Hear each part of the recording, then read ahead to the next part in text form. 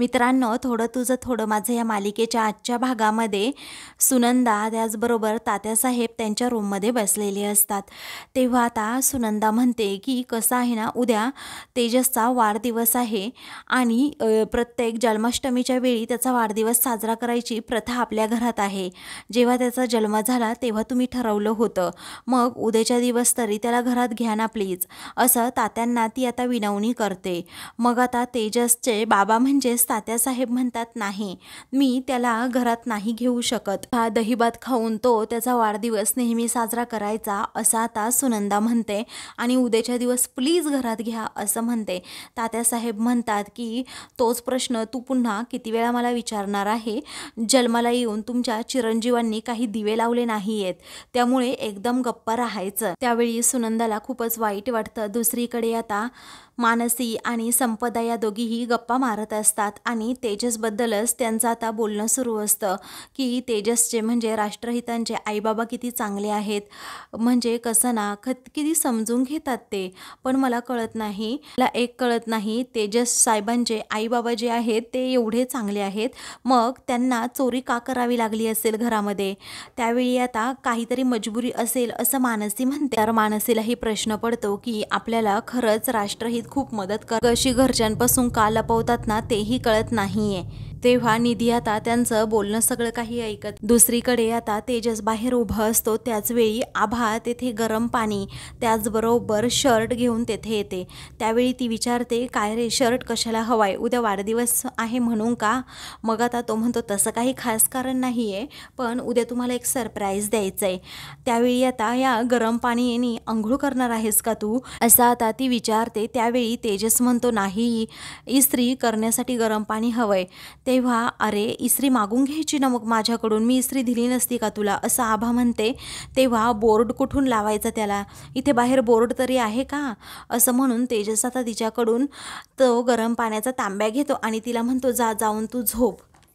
पुढे आता तेजस म्हणतो, उद्या जन्माष्टमी आहे ना, आईला तयारी करू लागायची असेल।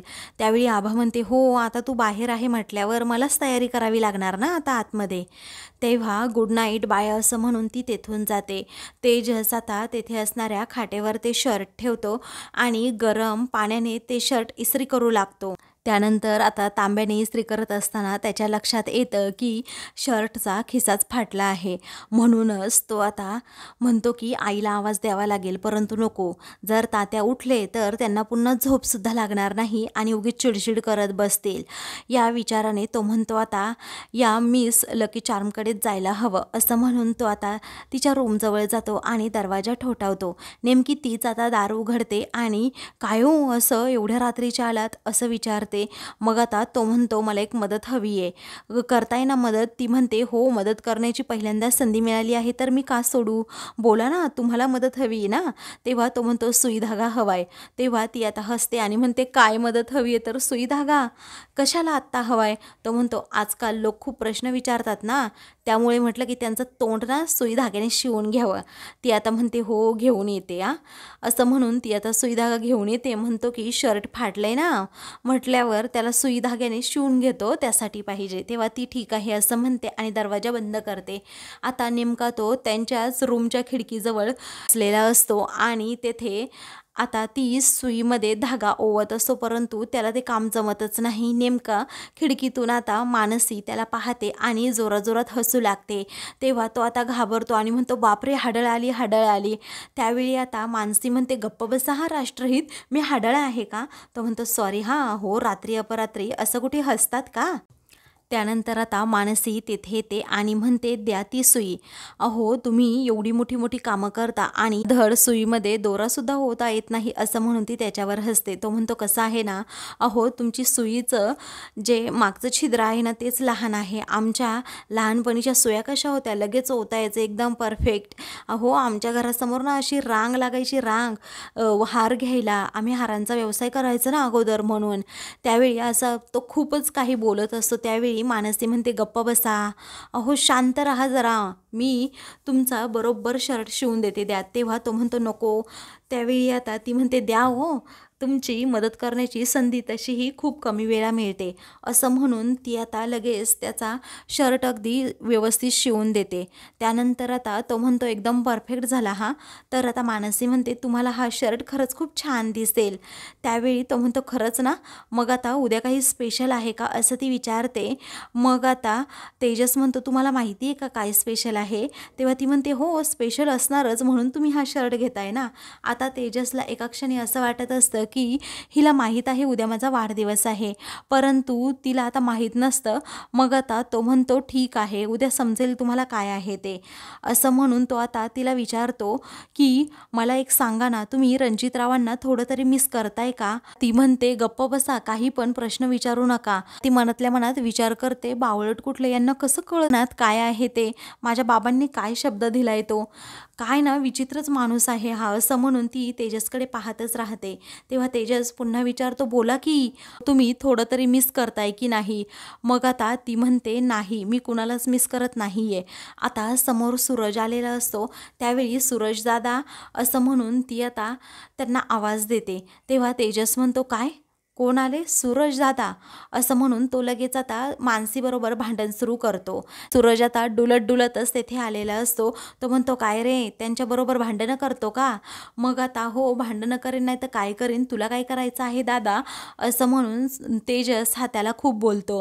मग आता सूरज म्हणतो थांब गायत्री वहिनीला तुझं नावच सांगतो. आता तेजस मानसीला डोळा मारतो आणि म्हणतो की हा आता गेलाय कोमात गेलाय, त्यामुळे आता तुम्ही जा आतमध्ये. मग आता तेजस हा तिला आतमध्ये जायला सांगतो.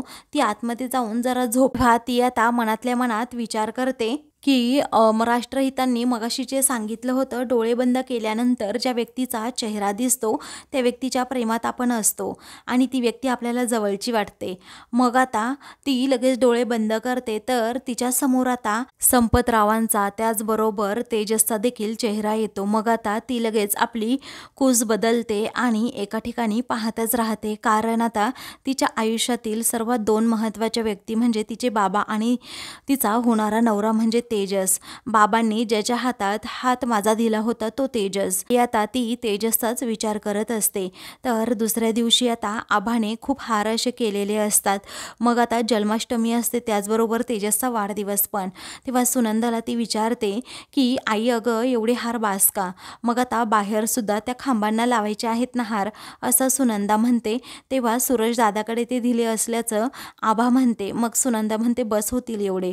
तेवढ्यातच ते आता गायत्री तेथे येते आणि विचारते काय जन्माष्टमीची तयारी सुरू आहे का, आणि तुमच्या लाडक्या कृष्णाचा सुद्धा वाढदिवस आहे ना आज. म्हणजे लाडका कृष्ण तेजस, त्याला तर असं कधी विश देईल ना असं झालंय मला. मग आता आभा आणि सुनंदा रागातच तिच्याकडे बघू लागतात. तर आता गायत्री हसते आणि म्हणते विश देईल म्हणजे विश करेल, बड्डेचं विश करेल असं मला म्हणायचंय. कुठे आहे आमचे लाडके भाऊजी, असं म्हणून ती आता लगेच तेजसला आवाज देत बाहेर जाते.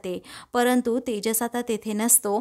त्यावेळी आता ती म्हणते मला असं वाटतंय तुम्हाला तोंड दाखवायची त्याला लाज वाटत असेल ना, म्हणून कुठेतरी घाबरून पळून गेला असेल तो. त्यावेळी आता सुनंदा काहीही बोलत नाही. आता मानसी तेथे येते आणि गुड मॉर्निंग गायत्री मॅम असं म्हणते. गायत्री आता तिला जवळ बोलवते आणि हा तेजस कुठे गेलाय तुला माहिती आहे का असं विचारते. मग आता मानसी म्हणते नाही मला नाही माहीत. तेवढ्यातच आता ती सूरजला आवाज देते. तेव्हा सूरज विचारतो काय झालं. मग आता तुला 50 रुपये हवेत ना असं गायत्री विचारते. सूरज म्हणतो हो मला 50 रुपये हवे आहेत. मग आता काय काम करायचं. तेव्हा सूरज म्हणतो तेजस आल्याबरोबर लगेच तुम्हाला सांगायचं. तेव्हा गायत्री म्हणते ॲक्युरेट, असं म्हणून ती आता लगेच आतमध्ये जाते. मनातल्या मनात आता मानसी विचार करते म्हणजे हे राष्ट्रहित इंटरव्ह्यूला जाणार होते, कुणाला सांगितलं नाही वाटतं यांनी घरात. जाऊ दे, असेल काहीतरी त्यांचं महत्त्वाचं काम. तर आता दुसरीकडे तेजस हा इंटरव्ह्यूसाठी एका कोचिंग क्लासेसमध्ये आलेला असतो. मी MCOM विथ डिस्टिंक्शन आहे असं जेव्हा तो त्या सरांना सांगतो, मी पुढे माझे खूप डॉक्युमेंट्स आहेत असंही तो बोलतो. त्यावेळी आता ते सर म्हणतात ते दाखवायची गरज नाही आहे, ऑलरेडी तुम्ही क्वालिफाईड आहात. आम्ही फक्त आता 7वी 8वीच्या मुलांना तुम्ही आता क्लास घ्यायचे आहेत असं ते म्हणतात. तेव्हा मी कॉलेजच्या मुलांनाही शिकवू शकतो असं तेजस म्हणतो. तेव्हा आम्ही कॉलेजच्या मुलांचे क्लास घेत नाही आहेत असं आता ते सर म्हणतात. तेजसची नोकरी आता फिक्स होते. त्यावेळी आता तो खूपच खुश होतो आणि पगाराचं विचारतो. त्याला 15,000 रुपये पगार मिळणार असतो. त्यावेळी आता तेजसला 15,000 रुपये पगार मिळणार या विचाराने तो म्हणतो की अहो जरा वाढवून मिळाला तर. मग आता ते म्हणतात नाही, वाढवून नाही मिळणार. मग आता तेजस म्हणतो ठीक आहे. आता त्याला तात्यांचं बोलणं आठवतं. अशा अवैध मार्गाने पैसे कमवलेले मला अजिबात आवडत नाही. तो आता मनातल्या मनात ठरवतो की वैध मार्गाने जे काही व्हायचं ते होऊ देत, असं म्हणून तो आता त्यांच्याकडे जॉईनिंग लेटर मागतो. तेव्हा जॉईनिंग लेटर आता ते सर देतात. तेव्हा तेजस भलताच खुश होतो आणि म्हणतो की या वर्षीसुद्धा 100% रिझल्ट लागणार तुमचा. तेव्हा ते सर देखील आता खूपच खुश होतात. त्यानंतर तेजस हा आता एका टपरीवर जातो. तेवढ्यातच त्याला नीताचा फोन येतो. तेव्हा नीता म्हणते काय हो तेजस भाऊजी, मिळाली ना तुम्हाला नोकरी? मग आता तो म्हणतो हो, नोकरी फिक्स झाली. तेव्हा कॉंग्रॅच्युलेशन्स असं आता नीता त्याला म्हणते आणि वाढदिवसाचं आता सर्वांना हे सरप्राईज गिफ्ट द्या असं म्हणते. तेव्हा तो म्हणतो माझा वाढदिवस आहे आणि मीच गिफ्ट देऊ? मग आता नीता म्हणते हो, घरातील सर्वांना खूप आनंद होईल. त्यावेळी आता तो ठीक आहे असं म्हणतो. तो चहा पिणार असतो. तेवढ्यातच आता रणजितची गाडी तेथे येऊन थांबते. मग आता रणजित म्हणतो अगोदर बसा हो तुम्ही गाडीमध्ये. तेव्हा तेजस विचारतो काय झालं, मला चहा तर पिऊ द्यात. मग आता रणजित म्हणतो बसा बसा, तो चहा राहू द्या. अहो खूप मोठा प्रॉब्लेम झाला आहे, कारण मानसी कुठेतरी तिच्या मामीचं घर सोडून दुसरीकडे राहायला गेली आहे. त्यावेळी आता तो नॉनस्टॉप बोलत असतो. ते पाहून तेजस त्याच्यावर हसतो आणि म्हणतो तुमची बुलेट ट्रेन आहे ना, जरा ती थांबवा. तेव्हा का असं रणजित विचारतो.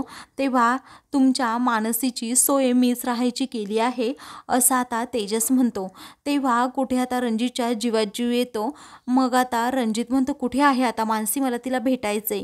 तेव्हा वेळ आल्यावर मी नक्कीच तिला भेटवेन असं आता तेजस म्हणतो. थोडा वेळ जाऊ द्या. रणजित ठीक आहे असं म्हणतो. तेजस आता त्याची गंमत करतो. काय ते प्रेम, काय ते तुमचं वागणं, कुठे बुलेट ट्रेन चालली होती तुमची. मग आता रणजित गालातल्या गालात हसतो. दुसरीकडे आता सूरज सारखी तेजसची वाट पाहत असतो. म्हणतो की ये तेजा, ये ना पटकन घरी, मला खूप तहान लागली आहे.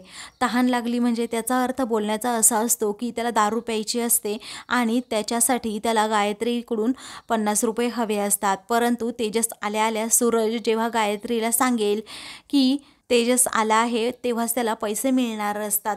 मग आता तेजस तेवढ्यातच तेथे येतो. तो म्हणतो बरं झालं तेजा तू आला. गायत्री वहिनी तेजस आला असं म्हणून तो धावतच आतमध्ये जातो. मग आता तेवढ्यातच मानसी बाहेर येते आणि त्याला लगेच हात करून विचारते काय झालं इंटरव्ह्यूचं. मग आता तो डन, नोकरी डन झाली असं तिला इशाऱ्याने सांगतो. ती आता खूपच खुश होते. आता तेजस आला हे समजताच घरातील सर्वजण बाहेर येतात. खरं गायत्री आता टाळ्या वाजवत म्हणते की हॅपी बर्थडे टू यू भाऊजी. मग आता तेजस थँक्यू असं म्हणतो.